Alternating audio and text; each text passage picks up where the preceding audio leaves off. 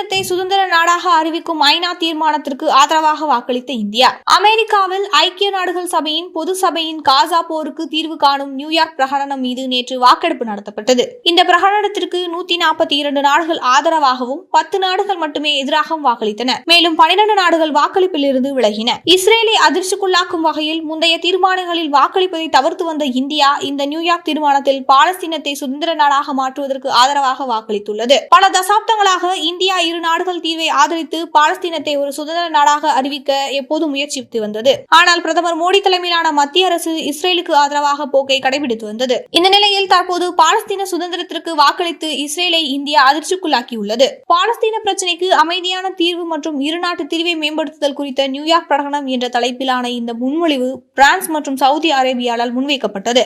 காசாவில் போரை முடிவுக்கு கொண்டு வர கூட்டு முயற்சிகள் அவசியம் என்றும் இரு நாடுகள் ஃபார்முலா மூலம் மட்டுமே நியாயமான நீடித்த தீர்வு சாத்தியமாகும் என்றும் நியூயார்க் பிரகடனம் கூறுகிறது. அதே நேரம் இந்த பிரகடனம் அக்டோபர் 7, 2023 அன்று இஸ்ரேல் மீதான ஹமாஸின் தாக்குதல்களை கண்டிக்கிறது. ஹமாஸ் அனைத்து பணைய கைதிகளை விடுவித்து காசாவில் அதிகாரத்தை கைவிட்டு அதன் ஆயுதங்களை பாலஸ்தீன அதிகார சபையிடம் ஒப்படைக்க வேண்டும் என்று பிரகடனம் கோருகிறது. 2023 முதல் காசா மீதான இஸ்ரேல் தாக்குதல்களால் 64,750 பாலஸ்தீனியர்கள் கொல்லப்பட்டுள்ளனர். இதில் பெரும்பகுதியினர் பெண்கள் மற்றும் குழந்தைகளை என்று ஐநா மதிப்பிட்டுள்ளது. மேலும் இஸ்ரேலால் உருவாக்கப்பட்ட பட்டினியால் கடந்த மாதங்களில் மட்டும் நூற்றுக்கணக்கானோர் உயிரிழந்திருப்பது குறிப்பிடத்தக்கது.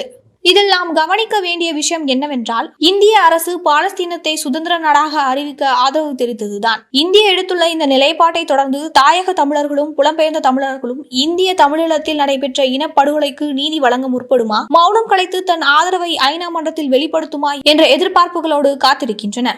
தமிழீழத்தை சுதந்திர நாடாக அறிவிக்க வேண்டும் என்ற நீண்ட போராட்டத்திற்காக மரணித்த உயிர்களுக்கு நீதி கிடைக்க இனியாவது இந்தியா முன்வர வேண்டும். தமிழீழம் குறித்து உலகம் முழுவதும் புலம்பெயர்ந்த தமிழர்களிடம் சுதந்திர பொது வாக்கெடுப்பு நடத்த வேண்டும் என்ற கோரிக்கைக்கு இந்தியா தன் ஆதரவை வெளிப்படுத்த வேண்டும். தமிழின அழிப்புக்கு ஐநா மேற்பார்வையில் சுதந்திர சர்வதேச விசாரணை நடத்த வேண்டும். பாலஸ்தீனத்திற்கு நீதி வழங்க துணையாக இந்திய அரசு நிற்கிறது.